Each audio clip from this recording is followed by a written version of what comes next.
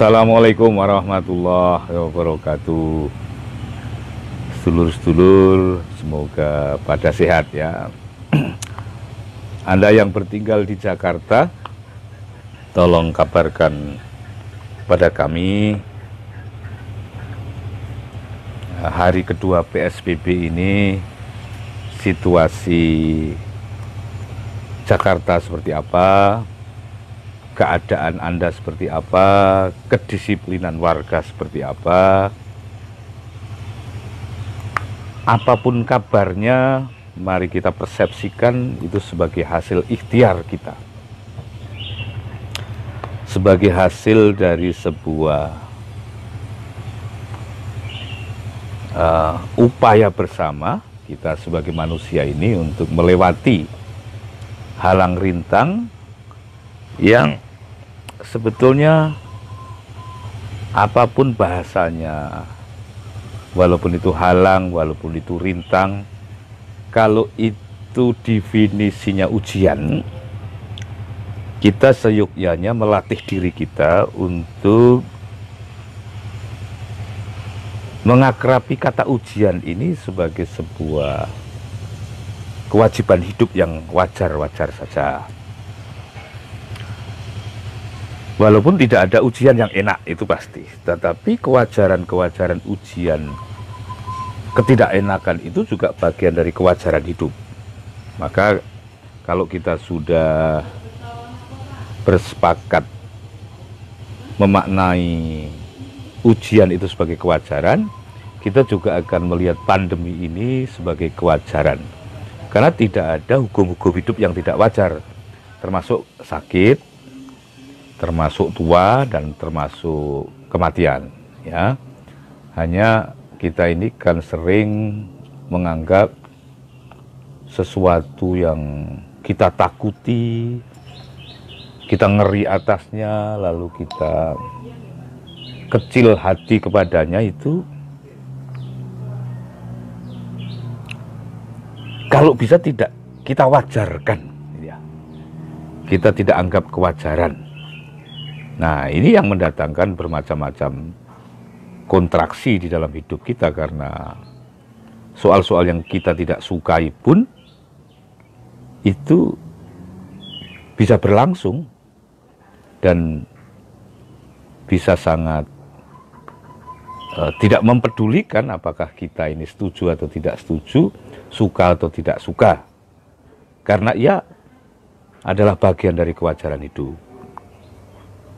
Walaupun kita juga harus hati-hati bahwa kewajaran ini tidak serta-merta berlaku anarkis, tetapi berlaku filosofis. Ya, anarkis itu misalnya, oh ya, memaki orang itu ya wajar, oh memfitnah orang itu ya wajar. Ini kewajaran yang bersifat anarkis.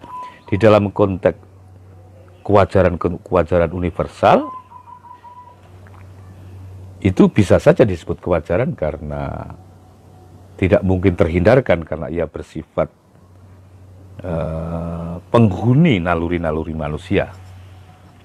Tetapi kewajaran-kewajaran yang bersifat anarkis itu harus terus diseimbangkan dengan kewajaran-kewajaran bersifat filosofis ya. Misalnya begini, bumi hancur itu ya wajar, karena memang hukumnya begitu. Tetapi sejauh mungkin kita berikhtiar untuk menyelamatkan bumi sesuai dengan ukuran-ukuran kemampuan kita, itu juga wajar. Yang tidak wajar itu kalau bumi akan hancur, sudah ngerti bumi akan hancur, kita tidak berikhtiar untuk memanjangkan umur bumi ini sebagai tempat hidup bersama. Nah, itu yang tidak wajar itu. Jadi kewajaran yang satu itu mutlak harus diseimbangkan dengan kewajaran yang lain. Nah, di era pandemi ini, mari kita memperagakan seluruh kewajaran-kewajaran hidup itu. Misalnya, kewajaran pertama ya, kewajaran pertama, Anda gelisah. Ya, ini siapa nih? Wahyu Pras, terima kasih. Kang Heri Nugroho, matur suwun. Yuli Irnawati, halo Pak D, halo. Yul, terima kasih, kacang gorengmu sudah datang.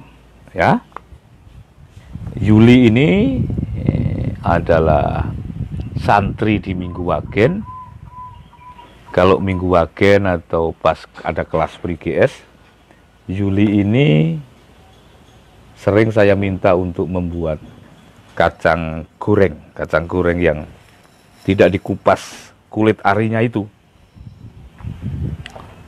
Nah, sampean bisa pesan ke Mbak Yuli ini langganan rumah kami. Tapi di rumah yang makan kebanyakan aku saja itu, Yul. Yang lain-lain juga ikut. Ya, semoga karena tendensiku itu selain seneng kacang ini juga karena menyemangatimu, ya, itu aku walaupun makan banyak kacang ini, semoga sehat-sehat saja, ya. Enak Yuli kalau bikin kacang goreng itu, karena ini adalah kegiatan dia yang sudah lama. Selain apa, Yul? Kamu jualan apa lagi, Yul? Pembalut ya, Yul, ya? Pembalut yang mahal itu apa itu, Yul? Pembalut ramah lingkungan. Wah, pembalut saja ramah lingkungan. Istri dan putri kami sepertinya sering membeli pembalut di Mbak Yuli ini. Ya. Kembali pada skema kewajaran. Jadi sampai di musim pandemi ini juga wajar kecil hati, takut, gelisah. Ya, wah, ada anak wedok lagi nih, Kejora Sri Dewi. Ini anakku wedok yang tinggal di Bali nih, anak rohani nih. Assalamualaikum Bapak, sehat bahagia selalu nggih, Bapak sekeluarga. Amin. Kejora, piye kabare anak-anak dan suamimu yang ganteng itu? Anak-anak sudah umur berapa ya, Kejora ya? Kejora ini perjalanan hidupnya sungguh layak ditulis sebagai novel, ya. Kejora penting loh membuat buku atau membuat narasi dari hidupmu sendiri. Aku ceritakan sedikit ya tentang Kejora ini. Ini nanti erat kaitannya dengan bagaimana skema menenangkan hati. Ini ada juga Mbak Tari, ya, ini penting juga. Ini Tari dan Kejora ini harus saling berkenalan, ya, karena ini perempuan-perempuan yang memiliki sebuah militansi tertentu karena hidupnya yang demikian dinamis, ya. Tari, kamu aku perintahkan sebagai kakak untuk berkenalan dengan Kejora, ya, agar bisa saling bersaudara dan menguatkan disiplin ilmu kita masing-masing. Kejora ini seorang instruktur yoga, termasuk yoga anak-anak, pernah menjadi single parent. Ketika main ke Semarang itu, ke rumah ini. Ini tempat saya siaran ini dulu masih gazebo-nya tetap, ini gazebo ini. Hanya ini masih bernama, alasnya masih kayak panggung gitu. Ini sudah saya ganti dengan meja. Kejora di sini membeli kaos dan membeli buku. Masih sebagai peminat dan pembaca buku saja. Ya, saya ingat yang buku yang dia beli itu adalah Menjual Diri, ya. Ini buku Pri-GS yang relatif panjang memang umurnya.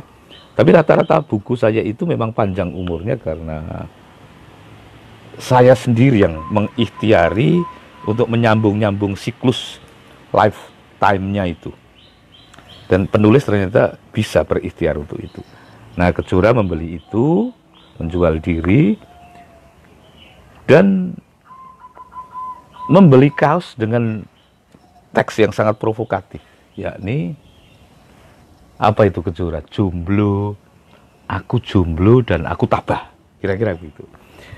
Bukan soal teks ini eksentrik atau menarik atau ya ini kaos dagangan atau apapun lah. Yang menarik itu karena itu kaos dan buku itu sedang sangat kompatibel dengan keadaan, mungkin keadaan hidup dan keadaan psikis Kejora itu. Dia sedang jomblo waktu itu, single parent bahkan. Dan saya masih ingat dalam satu perjalanan sebelum hari-hari dia kemari itu, dia menceritakan di jalan dia menyetir mobilnya sendiri dan ada accident di sana, lalu ada kemudahan-kemudahan apa yang dia terima waktu itu diceritakan. Saya sudah agak lupa detailnya, tetapi intinya itu melengkapi beberapa portofolio kebatinan teman-teman itu, ya, situasi itu. Saya tahu single parent itu tidak ringan, lalu bersendiri itu tidak ringan. Terus Kejora setelah membeli buku itu dan kaos itu, dia berpose. Nanti kapan-kapan saya unggah lagi pose Kejora itu. Menenteng buku itu sambil tertawa, benar-benar tertawa tanpa pretensi yang aneh-aneh, tanpa beban, dan juga legowo saja dianggap jomblo, dianggap sendiri, tidak memberi stigma yang aneh-aneh gitu kepada situasi itu, dan benar-benar fun serta bahagia, terus ikhlas, walaupun tetap situasi jomblo itu kalau kita membutuhkan partner pasti adalah situasi yang sedang butuh ketabahan. Tapi cara dia menjalani ketabahan ini benar-benar apa yang seperti saya tagline-kan di siaran ini, ya, menenangkan hati itu. Jadi kita bisa gundah sambil tenang itu bisa, tergantung pilihan-pilihan kita. Kejora mempraktekkan itu sehingga dia berpose dengan menenteng buku Menjual Diri. Menjual Diri judul yang sangat provokatif dan agak kurang ajar karena bisa bias itu pemahamannya. Dan dengan kaos yang saya ingat, kaos merah itu, warnanya merah, aku jomblo tapi aku tabah. Anak ini memang agak dan kira-kira begitulah waktu itu aku. Sambil bahagia sebagai seorang kakak itu kalau ada seseorang yang tabah, lalu positif, lalu dia berani itu menghadapi hidup itu. Itu saya kok sebenarnya terharu.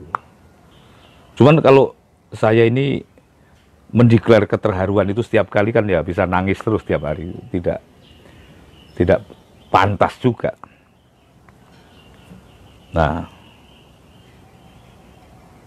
mungkin di dalam hati saya itu terbersit doa untuk adikku William. Seperti halnya ketika kemarin Bante Damasubo itu rawuh kemari di lincak ini, di teras ini. Di sebelah itu tanah yang saya sangat ingin memilikinya karena gandeng satu dengan rumah. Itu saya sangat ingin Bante Damasubo ini mendoakan kami agar tanah itu yang sudah sangat membuat saya sedih dan murung setiap hari karena melihat tanah ini setiap pagi, sore, siang, malam, petang dengan rasa rindu dan tidak kenal pemiliknya juga. Kalau kenal pun apakah itu dijual atau tidak, kalau dijual pun apakah juga saya pas punya duit atau tidak. Jadi ingin tetapi kecil kemungkinannya untuk memperoleh. Itu yang membuat manusia itu kadang-kadang boleh juga, wajar juga galau itu, asal kita mengerti proporsinya. Nah, Bante itu ketika saya mengadu dengan guyon itu tersenyum-senyum saja, ya, tidak mendoakan secara khusus, minimal seperti yang saya lihat. Mungkin situasi itu yang saya rasakan ketika Kejora itu di depan saya itu, betapapun dia tuh tertawa-tawa karena anaknya positif sekali Kejora itu dan tidak menganggap derita itu dramatik gitu. Tapi saya sebagai orang tua itu kan ya tetap merasakan itu ya. Ya dalam hati kecil saya, semoga Tuhan segera menolong bocah ini. Lah kalau tidak lama kemudian kok dikabari dia itu sudah memperkenalkan calon semuanya ganteng. Namanya Bagus. Ya, orang soleh dan sekarang sudah dianugerahi putra. Kebahagiaan saya melihat Kejora sudah mendapat orang yang dicintainya itu rasanya kok sama ketika tanah itu yang di sebelah ini benar-benar akhirnya menjadi hadiah keluarga kami.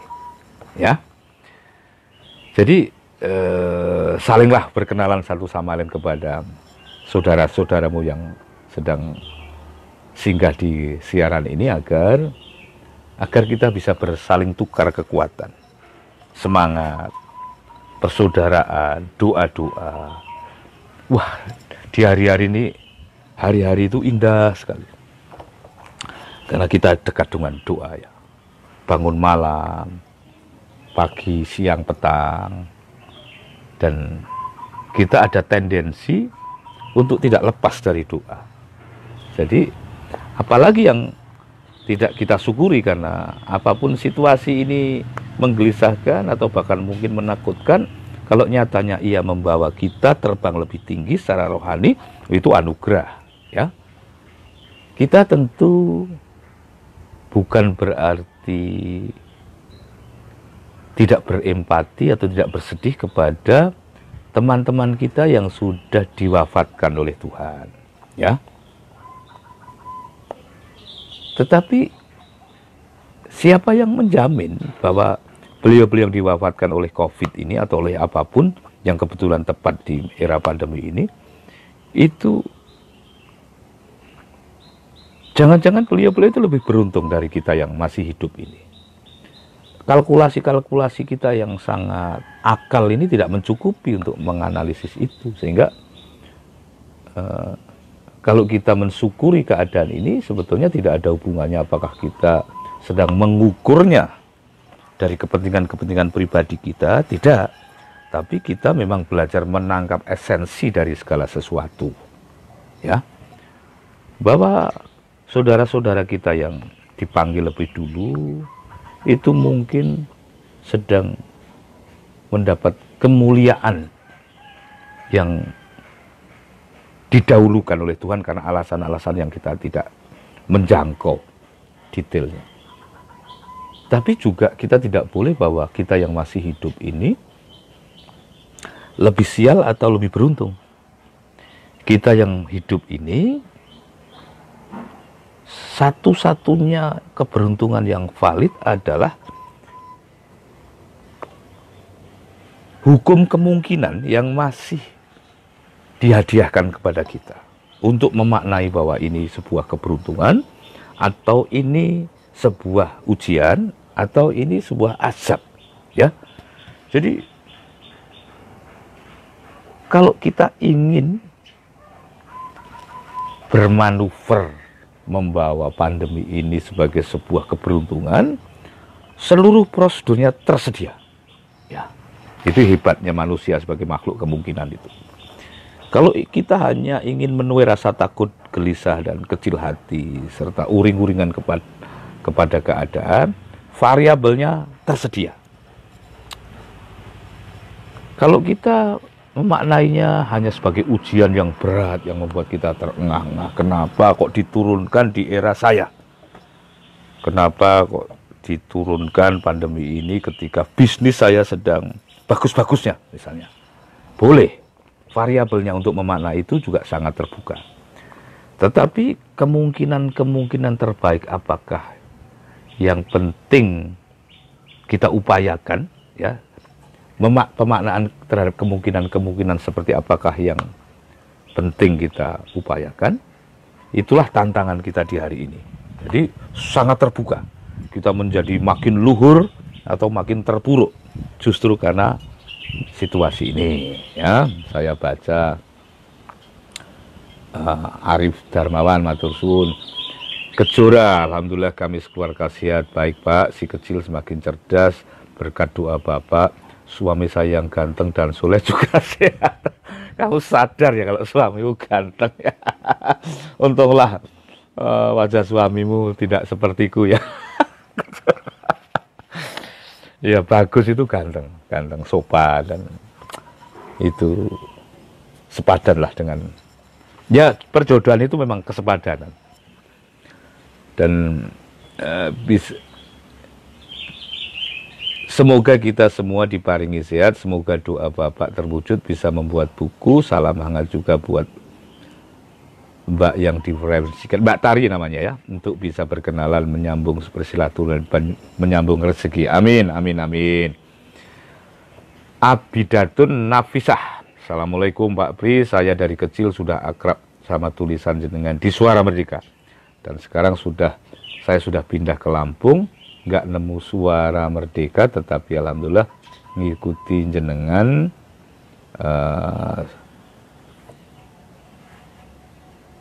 Suara Merdeka, tapi alhamdulillah bisa ngikutin jenengan lewat medsos. Wah, ya. Kalau rezeki itu memang di mana-mana tetap akan menjadi milik kita. Itu juga sebuah hukum yang indah yang lainnya. Asyah Kusnandar. Assalamualaikum Mas Pri, siap nyimak. Waduh.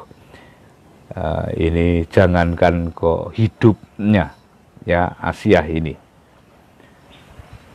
Gambar avatarnya saja sangat disiplin pakai masker. Wah, ya masker ini terjemahannya ya tidak usah aneh-aneh. Ya. Satu itu kepatuhan kita kepada negara. Ya, kepatuhan kita kepada negara itu sudah doa. Ya, saya ini tidak pakai masker juga karena di rumah kami mengisolasi diri dengan relatif ketat. Ya, tapi kalau keluar ya. Sebagai orang tua itu tidak elok rasanya kalau tidak takzim kepada aturan. Terus masker itu walaupun tidak selalu ya menjamin kita terbebas dari paparan. Nah, itu bukan lagi persoalan kita kalau soal risiko itu. Tetapi ia bagian dari kerendah hatian kita kepada perintah, ya, karena kita memiliki pemimpin, kepatuhan kita kepada perintah pemimpin itu, ya jangan masuk kontroversi politiknya dan ini dan itunya, nanti ruwet ya hidup ini. Sudah bahwa kita punya negara, punya pemimpin, itu saja dulu. Dan kita patuh kepada aturan-aturan yang memang demi kepentingan bersama. Demi kepentingan bersama loh, itu aliran apapun politiknya, apapun aliran keyakinannya, aliran untung ruginya monggo saja. Tetapi masker ini untuk bersama-sama. Nah, itu kita rendah hati di hadapan kepentingan bersama itu. Nah, rasa rendah hati ini juga doa lagi. Patuh kepada negara itu doa, rendah hati di hadapan kepentingan bersama itu doa. Terus bagian dari ikhtiar perlindungan kita kepada pribadi dan kepada keluarga serta orang-orang di dekat kita. Itu juga anugerah lagi. Bayangkan hanya karena masker saja Anda setidaknya mendapat 3 pahala besar. Ya, Asyah matur suwun. Fardila Amin. Assalamualaikum Pak Pri. Alhamdulillah bisa hadir di sini. Sudah kenal salam kenal buat semua. Di sini mohon doa agar TTP. Mohon doa agar tetap semangat menjalani hidup di masa pandemi ini. Ya. Bismillah ya. Jaga kekuatan hati itu. Ya, kemarin aku memberi tip itu. Kalau kamu sedang nyesek tertekan oleh tekanan-tekanan situasi ini dan situasi apapun, bangun tidur langsung mengakses ruang-ruang terbuka ya, berdiri rileks, tegak tapi rileks. Ini jangan dibungkukkan ini ya, tulang belakang ini biar sempurna menjadi penyangga. Lalu tarik nafas pelan-pelan saja, ya, pelan, kumpulkan hawa murni Anda itu di dada, kemudian simpan sejenak sampai dada itu tidak muat lagi pada tambahan-tambahan udara itu, biarkan sejenak sampai Anda tidak kuat, ya tidak tidak usah sampai ngotot dan keringetan, tapi selama yang Anda bisa kuat, tapi jangan sampai tidak paham ukurannya, ya. Karena kalau latihan-latihan yang ketat itu Anda butuh didampingi guru soal pernafasan ini saja. Kalau mandiri ya tempuh durasi yang moderat saja. Nah, selama nafas itu ditahan, undang setidaknya rasa-rasa ini, ya. Rasa bersyukur bahwa Anda masih diberi kesempatan hidup dan sehat dan bisa mengambil nafas, ya. Saudara-saudara kita yang terpapar itu kan jaringan pernafasannya yang terganggu. Nah, Anda masih diberi kesempatan kelonggaran nafas. Ini benar-benar tidak butuh menunggu waktu Anda untuk berterima kasih kepada Sang Pemilik Hidup untuk gerakan ini bagian dari rasa syukur dan selebrasi kesehatan Anda itu. Ya, jadi rasa terima kasih, kemudian terima kasih itu Anda kembangkan jadi rasa syukur. Karena derajat terima kasih itu ya Anda ngerti, kalau Anda diberi hantaran pisang goreng panas tetangga misalnya, itu terima kasih sudah memadai. Tapi kalau Anda sudah diantari pisang goreng tetangga, Anda punya rumah yang bagus, anak dan keluarga sehat-sehat, saudara-saudara sehat, dan Anda juga diberi nafkah yang baik, walaupun musim pandemi ini Anda di rumah, ada kucing. Itu juga tetap bisa melangsungkan hidup dengan wajar. Nah, itu rasa terima kasih saja kurang begitu sopan, ya. Tingkatkan menjadi rasa syukur. Pus, jangan ganggu Mbah Kiai sedang siaran, ya. Ini bukan mengganggu sebetulnya, dia pengen sini Pus, sini, ya. Kamu akan kenalan dengan Mbak Tari, sini sayang. Wah, woi, itu, ya kabelnya jangan digigit-gigit. Ini kucing yang hasil kelahiran dari pernikahan agak kurang sah itu ya, dari kucing tetangga jauh itu ya. Terus melahirkan di bagian di rumah kita, padahal di sini sudah banyak kucing. Terus 3 bersaudara mereka itu. Nah, saya sudah membatin ini, kalau istriku ngerti, anak-anak ngerti, pasti tidak mungkin diizinkan ini menderita. Benar, akhirnya memang tidak bisa tidak tahu, akhirnya harus tahu, dan melihat kucing-kucing pada kedinginan itu ya sudah. Ini sekarang sudah jadi mencantik dan manjanya tidak umum. Kadang-kadang menyusul ke kamar, kalau kami makan langsung ikut berkerumun, ya. Sampai di mana tadi?